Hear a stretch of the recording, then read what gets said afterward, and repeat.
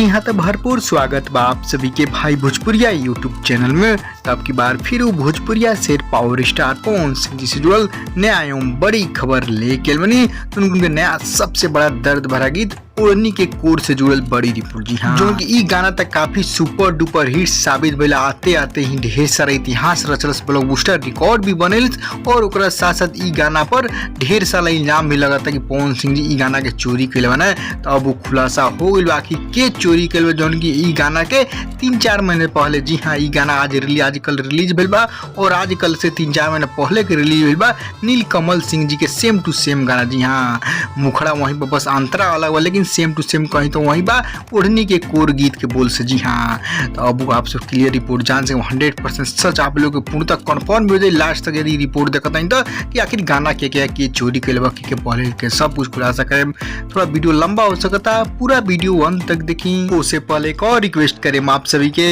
यदि आप भाई भोजपुरिया यूट्यूब चैनल पर नया बानी जुड़म जरूर सब्सक्राइब करके घंटी ऑन कर दे, तक यही तरह के सभी लेटेस्ट न्यूज बड़ी खबर सबसे पहले पाए, कोई न्यूज मिस ना हो। जी हाँ, ओढ़नी के कोर भीजल बा, तो उनकी 3-4 महीना पहले के नील कमल सिंह जी गाना रिलीज बा।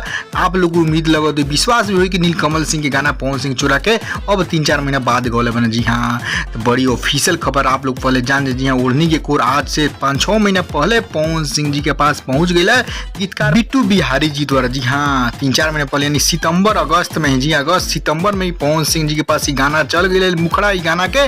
और ई गाना के जी हाँ, पवन सिंह की क्वांटिटी कोई भी प्रोजेक्ट करने के पहले बहुत अच्छा से सोचे न समझे न डिस्कस करना, ओकर बाद कोई प्रोजेक्ट एक्सेप्ट करना। जी हाँ, पवन सिंह जी खासियत काफी बड़ा मुकाम हासिल करला। ये ओढ़नी के कोर जो बिट्टू विद्यार्थी जी बनी ये लिख के मुखड़ा पवन सिंह जी के दिल रहनी गीत।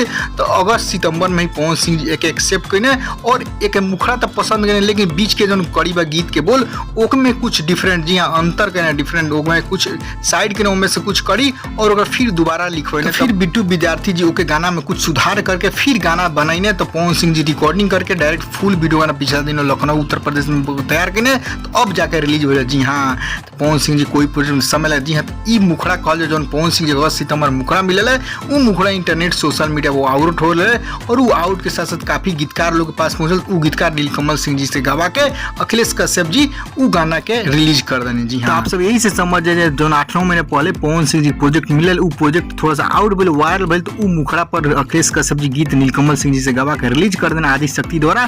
तो अब पवन सिंह जी ओकराला ब्रेक कर देना, जो पवन सिंह जी खुद प्रोजेक्ट अखिलेश कश्यप को डिलीट करने आदि शक्ति फिल्म यूट्यूब चैनल से काहे ना डिलीट करी। जी हाँ, जब जो प्रोजेक्ट दूसरे के रहे तो अखिलेश कश्यप खुद डिलीट कर दे, से डिलीट हो गई। जी हाँ, तो पवन सिंह जी की प्रोजेक्ट अपन रीड करके और अपन प्रोजेक्ट अपन साबित करना। जी हाँ, तो पवन सिंह जी गाना अभी तक बरकरार बा, काफी हिट बा, काफी ब्लॉकबस्टर बा। आपसे सुननी नहीं गिना ओढ़नी को और वीडियो गाना देखनी गिना जरूर बताएं, कमेंट में देखनी तो कैसा लगा जरूर कमेंट में बताएं। खबर पसंद हो लाइक शेयर करें। आप हकीकत जान गए नहीं पवन सिंह जी बताई दी ऐसा गाना लावेला, ऐसा प्रोजेक्ट धांसू फाड़ू लावेला और ये गाना जबरदस्त रिकॉर्ड बने लेवा। मात्र 7 घंटा 1 मिलियन और 20 घंटा में 2 मिलियन और लगातार चल रहा बा, व्यूज लगातार भाग रहा। कमेंट लाइक